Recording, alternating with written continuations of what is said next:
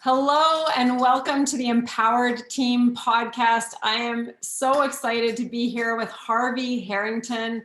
Harvie's got this amazing background in the NFL and arena ball and being a gym owner, so I can really relate to that. And now you are an author, a public speaker, you've been a mentor and a coach, and you really are inspiring a lot of youth, but inspiring a whole bunch of people right now. So Harvie, welcome. Thank you for being with us, and great to have you here. Carrie, thank you so much. Thank you for inviting me to speak on your show. Greatly appreciate it. No problem, no problem. So I always like to do this at the beginning just to kind of backtrack because I think this is especially pertinent for you. You started going into football because you had an idea in your head. You had an idea that this would be something for you. And really, without that idea, there was no reason for you to have pursued that. No, not at all, because I am the only athlete in my bloodline. And I say my bloodline, I mean beyond my mom and my dad. I guess I can say my cousin played a little bit, in high school, but no, it was a seed. It was a dream to play high school football. Do you think it came from that? Like literally an idea you had at a really young age and it just kept spurring you on? Mm-hmm. Oh, absolutely. After processing it for all the years, wondering how did I make it? How did I get all the way to get? I played professional football until I was 32. So how did that all happen? And it all comes from a seed that was planted by my mom. Mom and dad were divorced, typical world story now. And I didn't have him in my life, but my mom used to share this story about my dad all the time. This great high school football player, this amazing dude. So I didn't have him, didn't know him, didn't see him. We even lived in the same town, but there's no connection. So as this little kid, wanted to be like his dad. And only great thing he knew about his dad was he was a high school football player. So from a little bitty kid, that's what I wanted to be. And it was my dream. It was my goal. It was my driving force throughout my life. And I only wanted to play high school. I had no idea about college or professional. So it was a little seed that was planted. The idea. It was but then once you get to that point, you learn that there's something beyond that. Yep. And it just keeps going. It's funny, we in a way we have that in common in that I was with my dad, but my parents were divorced. But I got to see my dad every couple weeks. And that man watched every sport that I could. I'm talking flyweight boxing to golf to every bowl game that existed. And I saw it all. And so I thought that would be, an amazing thing because somewhere in there, you figure that that's the route to maybe acceptance from that person or who knows what. So what did it lead to you? Did your dad actually ever come and see you play a high school game or how? No, because we moved away. He didn't. When I was playing professionally and we started to build a relationship, I flew him out to watch me play a couple of times when I was out in New Jersey. So that's when he got to see me play. And interesting story, we're driving, I don't remember where we were driving, but he looked over and said, how did this, just like, how? And I shared the story with them. And here's the crazy thing about it all. This is how important it is to have a dream. After sharing the story with him, he says to me, I was never a good football player. And the story that my mom kept telling that I heard, he's like, I remember the game. I remember her coming up and all of this, but he was like, I wasn't good, man. He's like, so in my mind, I'm sitting there thinking, oh dear, look at how powerful that is, how powerful the dream is when I'm thinking this dude was the stud. Right. And he tells me he was a dud. Right. So yeah, no, he got to see me play, and I'm pretty proud of me of the accomplishments and things like that. But for me, that just gives you even more strength to know that you really did this on your own. Doesn't it so anchor just how powerful, like nothing is really real unless our mind believes that it's real. Mhm. And that's what creates whatever is going to come, because it happens here first. It doesn't need Right. to exist other than in your own mind. Absolutely. No, it just shows the power of my keynote is the power of a dream. That is the title of my keynote. There's that for me, there of course there's many things that comes along with it, but there's nothing more important than your dream, Yeah. and to buy in all the way, no matter what anybody says. And that's what happened to me. See, now, did you ever have this feeling like you had to prove something and that you were almost compelled to keep going forward? The reason I ask this is because there's a lot of kids now, and I think especially in this pandemic, who don't feel as motivated, inspired, or don't have a seed of a dream. And there's a lot of things that might be maybe easier for them in their lives. So what do you think in terms of, for those kids who don't necessarily have something that is driving them? Because for you, it was your dad. It was this dream of, well, if he was this, then maybe I'm meant to, or maybe I'm going to be that too, or I don't know exactly what your version was. Unfortunately, here's the bad, sad part of this with kids today and yesterday, and that's why I speak. I didn't want to be a speaker.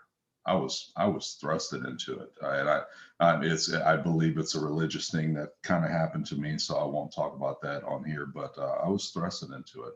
I was living the perfect life where my wife and I were raising our children. We had our kids in private school. I was the fitness guru of our little community. I was the coach Harrington, just doing the thing, and then that just drive to go out and do this, because I realized through years of coaching that I'll give you this example. So me, my two siblings, my brother and my sister, I'm the oldest.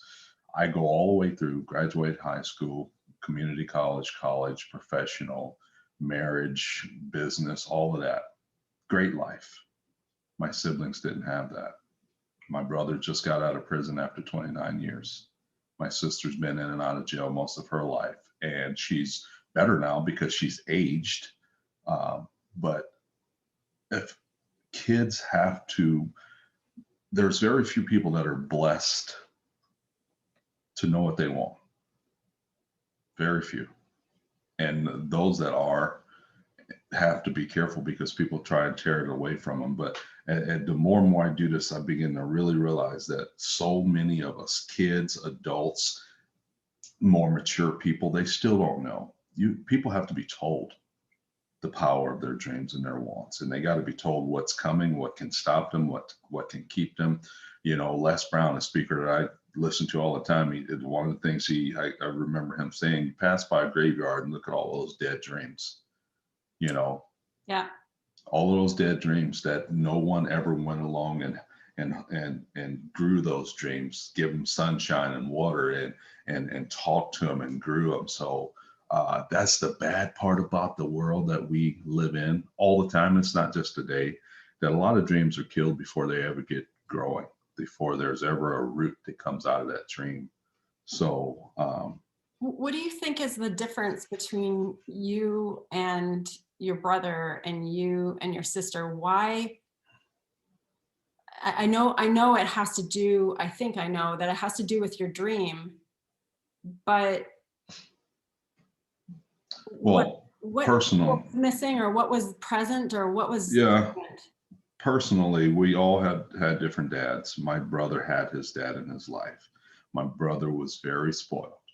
Uh, I we're going off track on here, but I'll share the story with you. I took the brunt of our life, so that's all I had. Being poor, being the oldest child, that's all I had. I had nothing else. My brother had other options. My sister, as the baby of the family, had other options. So they just didn't. All I had was that little bitty dream. That if you ever heard my whole story, that'll explain to you. I had to go back and process my life. of being physically abused, in and out of different homes, just all the little things that I went through that could have thrown me off the cliff of life. And it didn't, just because of that one thing. And then when I got a hold of that one thing, and then I fell in love with that one thing, and I let it consume me. See, a lot of people don't get those things. You got to let it consume you. You got to let it get rid of things. I remember when I started, so my sophomore year football was over.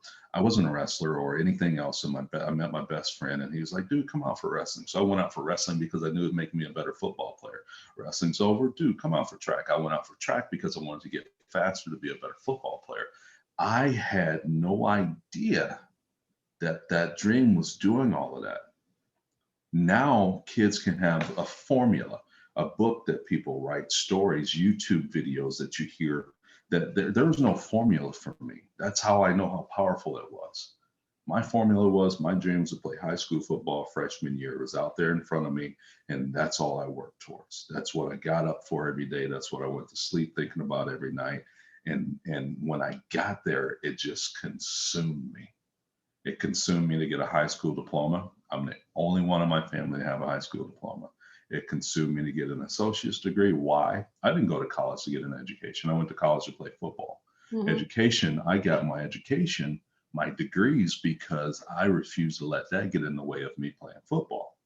So I was a C student all the way through, because I was not going to allow football to be taken away from me.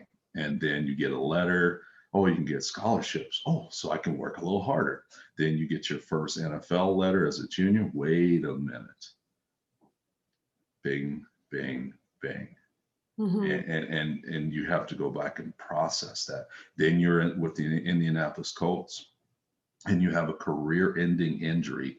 Your back is almost broken. You can't walk for 3 weeks. You think your life is over. And you get up, and well, I don't know. I laid on the ground for 3 weeks, and then I started doing things. I walked back into the gym, and that smell and other things. Oh, you're not going to get a shot at the NFL. You got lucky. You got one shot. Well, I'll play arena football. You mentioned that. 3 years of arena football, I get another shot in the NFL. It just kept going. And I didn't think about it. I just kept following it. That's all I had, and it trained me. It saved my life in so many ways. My wife and my kids are all over this cabin. All of my kids have the same last name. They got one dad, one father. I'm married to one woman from then till for death do us part. And that was all due to football, because I didn't get that from my upbringing. So again, when you process that, I have to share this story. And I always tell people, it's not about me. My life is good. My life is great. Well, yeah, but you had cancer. It does matter. You've had, I had histoplasmosis 12 years ago, where one of my lungs shut down. So I'm one of those people that I cannot get COVID. I don't care. My life is good, all due to that little seed. So I go and tell kids this, or even adults this, because a lot of people they just don't know. It's. You sound like the epitome of a real, true, authentic example of life, of the view that life is happening for you, not to you. And the real understanding that, if you take abusive situations and you take just being shuffled around. I was shuffled around from family to family, and lived with aunt and uncle, lived with mom, and dad. Wow, you and I got a lot of commonalities. You know that? Well, but what comes from this, I know for myself anyway, what comes from it is that I didn't know what a functional family scenario looked like. And so when I was trying to create my family and create my business and create my life, I'm setting it to a standard that I'm creating in my mind instead of, and I'm completely rejecting the things that I experienced and saw. except for maybe the few seeds of someone nurturing you or caring for you, you really remember the people who are caring to you. And other than those, you go and reject it all in your head and you decide, I'm going to try and create what I think it's supposed to be like. And it almost seems like for so many other people, if their life was pretty good or mediocre or average, then it's almost like they embrace that and they carry average forward in the same or less or some form of average. And I call it the Walking Dead personally. Yep. But Yep. but my point here is that you've been dealt a hand of cards, and you have a whole bunch of cards in there that would be real losing cards per se. Yep. And yet the analogy of, if someone said, would you like someone else's deck of cards? It's the answer of an automatic no. Right. No, because whether it's an abusive situation, whether it's not having your father, whether it's cancer, whether it's, going off of a team or being cut or an awful career-ending injury, you've discovered the incredible gift and skill of learning from those scenarios and learning the gifts that they brought to you and the other steps and avenues and doors that they opened that would never have been there had that thing not happened, or Right. had that not sparked the fire, or had that not had you seek something else. And it's this pursuit, I think, of I don't believe that you can teach desire. I believe that you can inspire. I intend to inspire. I think you are incredibly inspirational. But then at the same time, there's something that, you can show people some things, but there's got to be something that sparks within themselves to keep them going. Otherwise, they're going to be dragged or led. And what you've described is, I think, in a way, by sharing your story or giving people examples or showing what you've gone through, or perhaps some of your teachings as well, it's the kind of thing that then someone at least has a glimmer of what to look for, instead of maybe some of the examples that are around them day in and day out. Yep. Like, what do you look for? You mentioned Les Brown. Like, he came from next to nothing. And is incredibly inspirational and so connected and so, wise at the same time. He's had his own health problems as well. Right. Just Right. keep on giving, because that's one of those secrets to your best life, just continuing to give forward. Yep. Always give more than expected of you. I mean, he's in my head. I'm an old school. I've studied. People say, "Well, who's your dad?" I say, "Well, my dad's name is Zig Ziglar. You don't know him. He's passed away." Les Brown's my dad. A guy by the name of Jody Victor is my dad. Guys on. I'm dating myself. Your family. Yeah, just those people that exist up here that I've studied and researched and learned from. So yeah, no, the whole goal is you hit the nail on the head. All we can do is inspire people.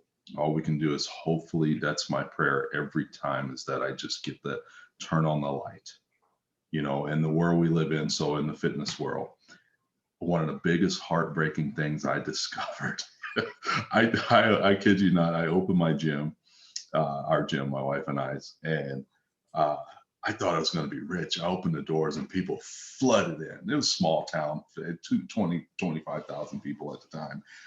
And because I ran the special, we opened up April 1st. I ran the special and they all came in. I'm like, ooh, yeah, I got this thing. I'm still playing football at the time when we opened the business. And after the special ended, I probably lost 90% of it. And then the battle started. Then the journey started. And then they come and they go. And then I remember one day thinking, 99% of the people that's coming in here are going to quit at some point in time. And it was depressing, heartbreaking. Now, never once thought about quitting. And then I had to go on another journey. And here's how I work. Now that I've studied, I've learned to look at, I call it plan, do, check, and adjust now. But now I just throw as much mud on the wall and whatever sticks works, and I figure it out. But it started to stick, and I began to realize that it wasn't about the exercise.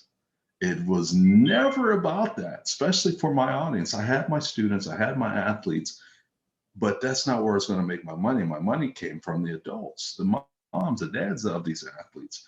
I created an environment of happiness, success. I created an environment where people could come up, left from work and came to my place because they were going to feel better when they left. You know, the first sign you see when you walked in was, how do you defeat a person that won't quit? And after they worked out, the last sign they saw when they leave, it says you can't. So it's that environment. And when I figured that out, it exploded. They still quit.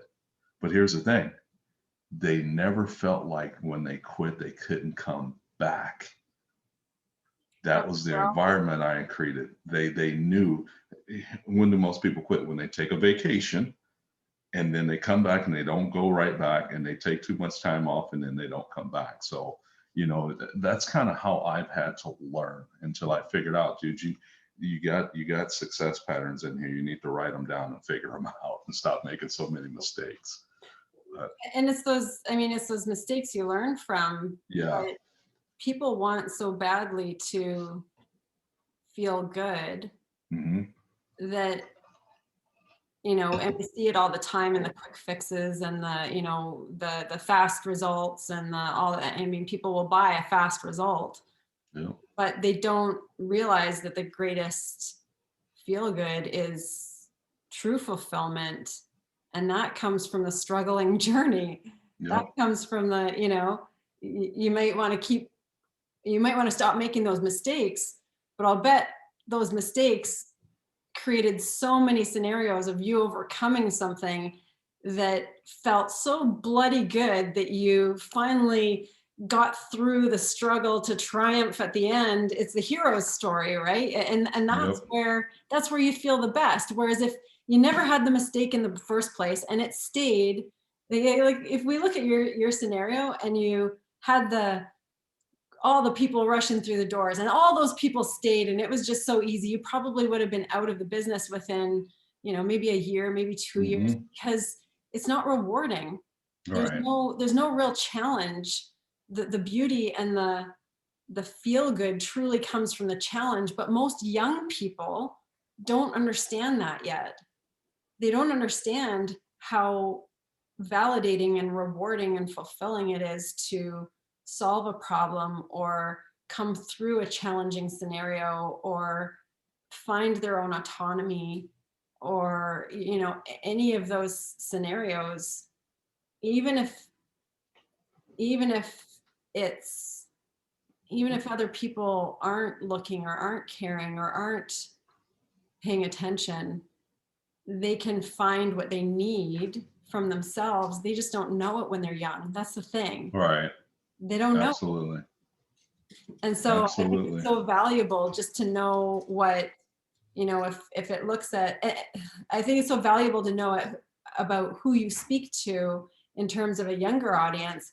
But then at the same time, you have audiences that are corporate or in business or what have you. And it's the message that everybody needs to hear. They still need to know how to manage themselves in a way that they find fulfillment in their life versus the quick fix or the buffering behavior or the look for the next distraction because they can't stand being with themselves or can't stand being in their own life. And that's I think that's even more rampant in a pandemic scenario because people can't get away from their homes or themselves or they don't have the regular distractions that used to have them feel a little bit better. and they don't know what it's like to step into themselves in a way that really feels good. No, they don't. It's that's one of my I put together a workshop right when COVID hit, and I didn't do anything with it. I put the files and all that together, and I didn't do anything with it. Then when did I do this? I just first week of January, superintendent called me. He's heard me speak to his students. He's like, you got to talk to my teachers. He's like, I don't know what you're going to say to them, but I need you to talk to my teacher. So I went in and revamped this workshop. And as I'm going through it, I'm thinking about all the things that we're dealing with. And we're dealing with it with COVID. Here's how the world's going to look. People, whenever they get this figured out, there's going to be about 3 or 4 levels of people. There will be people that are flat out dead on their stomach, head down. There'll be people that are crawling. There'll be walkers, and there'll be sprinters, and the sprinters are going to be successful. The people that figured out how to keep their mind focused and on the right things while they're down. Mm-hmm. You know, there's people that are struggling, that are hurting, that financially, with all the death and pain, and so I put together this workshop that I'm going to start doing when we get home from vacation for free, because there's people that's got to be told, to hold on, to hang on, to here's some things that you need to be doing, things you need to be looking at for yourself, so you're not face down on the ground when this is over. You know, COVID is hurting a lot of people in so many ways. It's so powerful that you say that, because you're in the US. Are you in Iowa? Mm-hmm. Yep. Mm-hmm. And we're in Ontario. And I started looking around and realizing that for us, there was a major lockdown in the spring. And then in certain areas of the country, there's different lockdowns that have been occurring depending on what's happening with the number of cases. And Canada is so much more conservative than the US. So depending on the cases, then everything starts to shut down. Well, personally, we just sold our gym and building right before the pandemic happened. It was coincidental, but I think about this. We have a family of 7, so 5 kids. And I think about this, if this had been 5 years ago, and you know, at that time, I was the primary breadwinner. The gym was our source of income. And if that had happened at that time, I don't know what would have happened to us and our family. Like I can't even imagine the situation. And I just happened to be transitioning to online courses and other things right before the pandemic happened. And I look at this and go, how are people going through this? And then I started to watch it. And as people didn't know when the end was coming, the depletion was just more and more prevalent. It was just, people were just running down and running down and running down. And I started going, okay, I got to get something out there for people as soon as possible, because as you say, you know, those teachers needed it. And then I started to see some of the leaders. So whether they were police, principals, teachers, business people, lawyers, essential workers, different people who are leaders within their work community or their overall community, parents, there's some level of leaders. They were the one holding everyone else up. And as they started to deplete, as they started to really get fatigued overall and not know when the end was coming, then it's like, okay, these leaders need a boost, because if they don't get one, they're the ones that have the ripple effect on the rest of the community. So then everything rises and falls with leadership, right? Exactly. You're gonna have more and more people dropping, and then what? And then what? Then we're dealing with something that is years in the making, and our young people are looking at how their parents handled everything, because that's their example. They're looking at what is their view of the world? Is it one that says, okay, I have to be dependent on whatever other people do or say around me? Am I dependent on them for my future? Am I dependent on them for my income? Or am I dependent on them for whatever my next step looks like? So it's something that it's the thing that you speak to that resonates with me so deeply about true self-leadership, the concept of, in order to lead anyone else, you have to lead yourself first. In order to lead yourself first, there has to be that element of self-mastery. In order to have that self-mastery, you have to be willing to unpack some of the layers and truly understand yourself and where you came from, and be able to love and embrace all of that without any of the, I came from an upbringing that as a little kid, I have a journal as a little kid, 8 years old. I have the date on it. It's in the 80s. I have a journal that I wrote. I hate myself. I started repeating, I hate myself in that little journal. And the me now can look back at that and see it and just like know that it's not me anymore. Right. But look at it with such utter sadness and compassion for that child, because that child truly felt unimportant, unloved. And so what's to love if those around them don't love? Then what's to love? And ultimately, everybody, whether it's been a harder upbringing like yourself, everybody has some version of that. Even if it's a lower, less traumatic, or even if it's a seemingly normal household, there's some version of lack of worth that will that they either have to grow through or will compromise their ability to lead themselves in the future.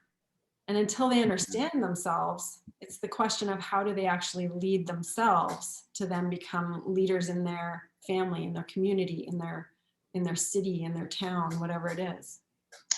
You have no idea how deeply you just touched my soul too.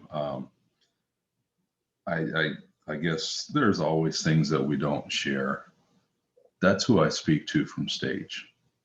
So when I'm in front of hundreds of kids, and before I go on and I pray or I go through whatever my pregame warm up, I'm looking for me in the crowd, because if I had journaled the way you did, I'd probably go back and do a lot of crying reading what I would have read.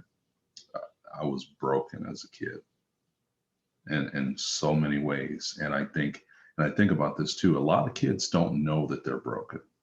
A lot of people in this world just continue to I call it the circle of their life from their environment. They just continue to live in the circle.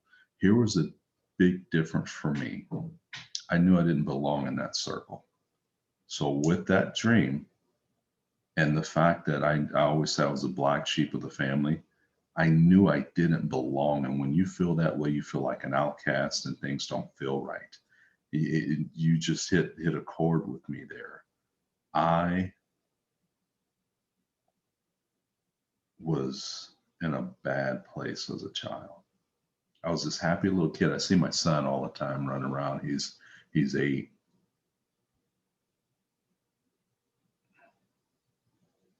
And just give me a second here. Okay. And it's my whole purpose is to not have him have that pain that I went through. And he's got it. He's going to be okay. His life will be in a position where he'll be, when he reaches the right age, he'll be able to make his own decisions, and whatever he does, if he gets himself in trouble, that's on him. Nothing will have affected him negatively. And I go and I speak to these kids. And I remember a little girl, good gravy. All right, this is how I get past this. I think about pizza. So if I ordered a pizza, it's okay. The deep dish pizza with pepperoni would get me right. Okay. So there's this little girl. I'm speaking from stage, and she's bawling. And I just lost my whole train of thought with with where I was on stage, and I had to stop, and I said, I can feel it. And I looked at her and I said, I can feel it. I know. And I said, life is going to get better from you. You mentioned cards. I talk to kids about that all the time. We're all dealt a certain deck of cards, certain hand. You play your best with that hand until you can get your own cards, you know. But that is it ain't about sports. I wrote this book, 80-20 Rule, because that was the easiest book for me. I actually wrote a book before that, and it's still in my computer that I haven't put out. But I wrote this book first because it was the easiest for me to go back through my life and pull out some things. But there's a book in me that I have not taken out yet that's for that kid, for you, that little girl that says she hates herself because people may have told her some stupid things that they should have never said to her, you know, and that's what we've got to inspire. And we can mold kids so much better than we can mold hard-headed adults. I still want to attack that, but you know, it's the kids that we can get them while there's not too many things on their whiteboard of their life before it's full of junk. But you got me with that one. They just need one person to really believe in them. They think that one person believes in them. That's all that matters. No matter how many other people are crapping on them, they just need that one person. Even if it's some guy that they've never met before standing on stage, that'll spend as much time as he can off stage with them. That story was amazing with that little girl. Even more happened afterwards. But that's my whole purpose in life, you know. Can you share what happened with her? Can you share? Well, yeah, I was leaving because I had to go to another school. So normally I hang around, and I'm going down the hallway, and this little girl and the teacher, she was in junior high, so 7th or 8th grade, and they're running at me. And I'm almost at the door, and you could just feel it. And they're running at me. And she said she just wants to say hi. And you know, you have to be careful. You can't hug people. And I just gave her the biggest, I'm a big man. I just gave her the biggest hug. And I said, God loves you. You're beautifully and wonderfully made. And no matter how hard something's hard. I'm not a counselor, so I don't dig into people's stories. But I said, you're going to make it through this. And, you know, I've never heard from her. And this school's not too far from where I live, but I've never heard from her since. But I know there was work done there. Absolutely. You know, and there's many stories. There's many. I don't share them. I'm not one of those people that share. I can't say that. There's very rarely I've gone somewhere and I've spoken to a group of students or adults and haven't received amazing. It's what fills my tank. Because just like you and I know, this is not easy what we do. To give up my life for what I was doing, this has not been easy. To reach people, to send out thousands and thousands of emails and pray that you get money. I'll tell you that. Right. So, but that's what refills your tank. Yeah. And that's what life means. You gotta love something enough that it refills your tank. One of the things I teach kids, you're not going to school to find a flipping job. Job stands for just over broke. Job stands for misery. I want to help you figure out your career, your purpose, your why, your reason. And if you can do that, you'll never work again in your life. I don't work. This ain't work. How could this possibly be work when I know somebody's going to hear this video, this recording someday? It could be 50 years from now. That's the amazing thing we got now. It'll be out there. Yeah. This becomes your legacy. Yeah. You said something earlier about the reason I remember it so clearly is because I felt this exact same thing. And so I'm curious about what you think it was for you. But it's that, you know, when you were young, you felt like you weren't in a place that you belonged. You were different. There was something different. And I felt very much that way too. It's just this something. It's something I knew that I didn't know where, I didn't know how, I didn't know, and there's no, I don't personally, for me, I don't have any explanation for it, because I don't have someone who said something to me like, oh, you'll never stay here very long. No one said those words that I recall in any form, but I always remember that feeling. I would be, I'd be going from one place to another, often traveling, and I'd be looking out the window as a kid as somebody was carting me to some other house where I was staying. I might have been Mm. staying at a friend's house for a month. I might have been staying at my grandparents for 6 weeks, going to 4 different grandparents from week after week in the summer. I might be going to, the other country to live in the States with my aunt and uncle, whatever it was. And there'd be these long trips. And I remember I'd be looking at different houses and being really curious about the people who lived in that house, because that house looked like it must be a happy family, or it must be a incredible home, and it looks like they, like it's really nice there. And I would just imagine, and I would start to create in my mind, and I had this feeling, which is what you described, which is just that, like, this was temporary, this wasn't my place, I didn't belong here. And so I'm curious about what that was for you, or where you think that came from. You don't know. Like you said, there's no way you know. I don't want to take your show too long here, but I'll give you an example. So I was born in Mississippi. I was born in Natchez, Mississippi, less than a mile away from the port where they brought slaves in back in the 1600s. And I lived there before we moved to the Chicago area. I lived there until the end of second grade, but I lived in the South, and it was divided. It just is, I'm sure it's less today than it was then, but Mhm. it was divided. So growing up living in that time, because I didn't grow up there, living in that time in the Black community, I heard things that I knew were wrong on both sides, Black and white.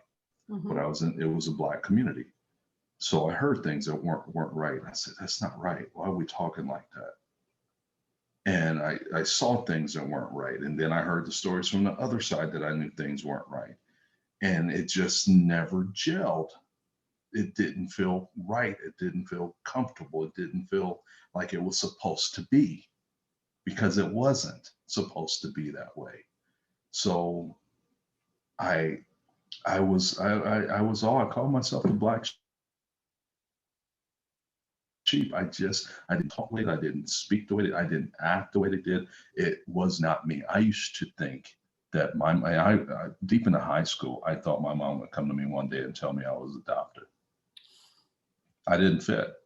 Mhm. I thought she'd say, "You're not really my child," and especially being that I didn't know my dad. Mhm. So for the longest time, I was like, and I wouldn't be surprised. I wouldn't have been hurt if she said, "We adopted you," which I know they didn't. That's how much I did not fit. I've never fit, to be honest. I've never fit. That's how I kept myself out of trouble growing up in Chicago. I knew I knew right from wrong when I shouldn't have. Do So you it's think just that, different. do you think that enabled you to create your path better than you would have otherwise? Hmm. More Hmm. creative thing instead of a consumptive thing around those who you think you're supposed to belong to? Yep. I lived in this is the first time I've ever said this like this, but I lived in survival mode until I left my home. Hmm. It was survival mode. I I, understand. I, that's what I was. I was in survival mode all through all of that. Not knowing something's holding me, something's keeping me accountable. I got to go to practice. I got to work out. I got to get on this field. That's my only. There was not a parent, not a mentor that kept me accountable. It was that leather pigskin that I never touched because I was on defense, but it was that. Hmm. And then the ability or the weirdness of being different.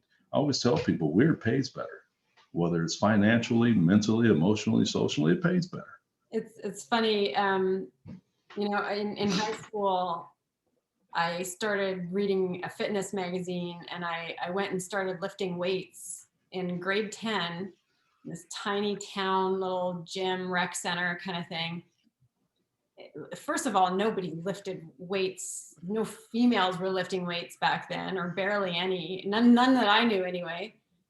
And it's just these weird decisions and weird drives that no one else was doing, but it literally, those were some of the actions that were saving my life, because I was either going to head down to, and I was heavy drinking, or, but it was deciding to go to the gym, deciding to, play soccer in high school, deciding to do those things that ultimately ended up leading to so many things that happen in the future. And being able to work with national level athletes and Olympians and pro athletes, and it just, I still couldn't understand. By the time I was with I was working with the men's and women's national volleyball teams in Canada, and these athletes were coming to me, and I was their strength coach. And I thought that because they were national level, that they were going to come in and they're going to be highly motivated, very disciplined, and they're going to have some level of foundation. And this is the thing, where I'm going with this, because what this, but that's what I thought. This is the top level in sport. So I'm like, they're going to be disciplined, motivated. They've got the foundation, so I can just work on performance enhancement. And boy, was I like, it was such a smack in the face. I was like, holy cow. So not only am I doing the hurdles of being a small female strength coach in a, male dominated scenario, but also I'm like, nobody's even close to the standard that I had set in my mind, or where everybody's supposed to be. But it's that belief of, it's the belief of what people are capable of. And the thing that I've said so many different times is that you don't, and I said this to so many of these athletes too, you don't have to believe that you can, you just have to believe that it's possible. If you can believe that it's possible, then why not have that be possible for you? Why can't it be you that can take that next step? And that's such a seed in the direction of what you're speaking to, in that dream, just being able to just nudge, just say like, well, what if? What if? I'm smiling so much because you're hitting on so many wonderful points. I wrote about this guy in my book. The problem with a lot of people is they don't look at the secrets that are laying around them successfully. We just had a guy 2 days ago win a game that's going to his 10th Super Bowl. Yep. 10. Which is insane. Like yes. Showing the world what's possible. And you change teams. So and we live in a world where, and what people want to do is criticize and find something wrong versus looking at all the things that are right. We will never witness this again in our lives. Tom Brady, and then on with the rest of them, have given us an unbelievable pattern as athletes to the secret of success. And on every aspect. I was just trying to share with some people online about, you guys don't get it. Tom Brady was like Mike Tyson. He has won games before he ever walked on the field because of who he is, and people know who he is. Yeah. He's beaten people. And then he scores on Green Bay the first round. I said, think about the psyche of that. That quarterback over there says, oh my goodness, he's on his game. And that's Tom Brady. Tom Brady is the greatest quarterback. He's got the greatest mindset. And we choose to not look at that. We want to go find all of the negatives, and just, that kills me when it comes to, that's due to the age we're in right now. Well, but it's a whole different subject. no, it's a quick fix that people are looking for, because if when it comes to a Tom Brady, they don't want to know all the things he's doing, because that's not the answer that they're looking for. They don't want to know that he sleeps a certain amount, gets this much vitamin D, that he meditates, that he eats these types of food, that he's shifted and shifted and shifted his nutrition to figure out his training plan, to find what his body needs more, his movement prep, his mobility. Like, that's a different conversation that people don't want to have, because they would rather say, oh, and they obviously, people know this about Tom Brady now, but see an earlier Tom Brady, someone would rather say he's talented, and just throw it into the talent bucket. Right. And then when you realize that, okay, it's not just talent, it's not like a swimmer with long arms and having the leverage or something like that, a genetic thing, then they don't necessarily want to hear all of the things, because they don't want to know what it really takes and have to be held to a standard like that. And that's where, but that's the thing, that even just striving for a different standard, that's where you learn so much more about yourself and you grow so much more. And that's why the mindset that he has, like, there's just been so much trial and error and failure and failing forward and failure and trying this and failure and trying that and trying this and trying that and trying that. And then your mindset's like, well, I'm not afraid of failure anymore. I'm not afraid of anything. Nope. And that's him.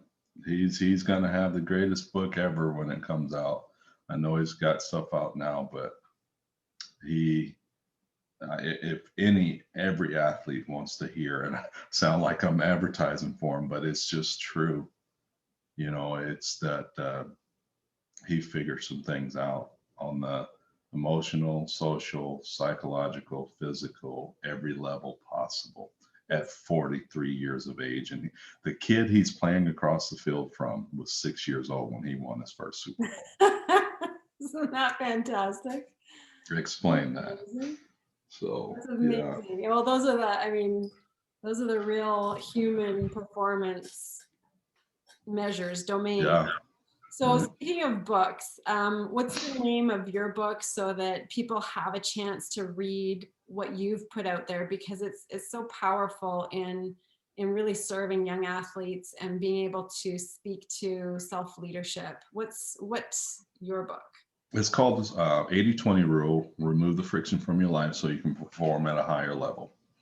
It's all about the mental part of the game, nothing about the physical. I think I put a little bit of blurb in there about something, but I didn't put any workouts, anything like that in there, because there's so much of that out there. You just got to go through the filter to figure out what's right. Like you said, tweak and move.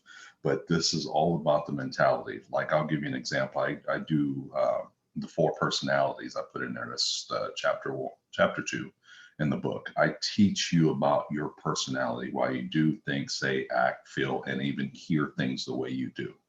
Because if you don't get that and you don't understand the other 3 personalities out there, it screws you up. If this kid we've been talking about, that you and I talked about when we were younger, that kid couldn't have been a professional athlete. I don't care how big his dream was. He couldn't have made it in the world of a violent, my daughters look at football, it's like, oh, it's just so violent. He couldn't have made it. My 8-year-old son, if he chooses to play, he's a loving, caring human being. You can't play this sport that way. So he already knows about his personality, and he knows about the other 4. So I teach you about those, because you got to know what yours is, and you got to know when to use the other 3. I was a shy, loving kid. I used to play football like patty cake, until one day some guy taught me, and it wasn't this. He just told me I wasn't tough enough. I wasn't hard enough. I didn't have the it factor, and he beat me up pretty bad about it. But that love, like he told me, it's like, dude, you'll finish high school, but you won't go any further. I don't know if he was being mean, if he was trying to help me, but he didn't know the desire of that little dream. Because I remember walking off the field from him that day saying, you don't know me. You don't know. I will be playing football next year. As much as you just told me I suck mentally, I'm still going to be playing. But he taught me something. And then when I read about it, disc. I don't do the other profiles. It's the disc is very simple. And I read Dr. Robert Rome's book and I'm like, oh, It makes sense now. that's what happened to me. I started using my D mentality versus my S because my S was getting his butt kicked, Yeah. So I put that in there, and then I just go through other things. We talked about it failing. You can't be afraid to fail. There's Tom Brady and Michael Jordan are the only two people you'll be able to say that learn from their successes. Most people learn from their failures. I mean, they learn from their failures to get there. It took Michael 8 years to get his first ring, but you have to have those failures and go back and process them. I go through rules of leadership, and it's all about sports in this book.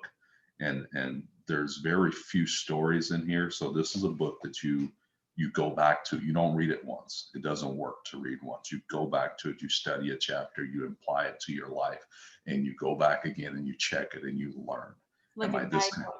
Yes, that's what this is. It's not a story. There are stories in there. I talk about Tom. I talk about Mike. I talk about the people that I watched, as you know. But I put information in there for that little boy.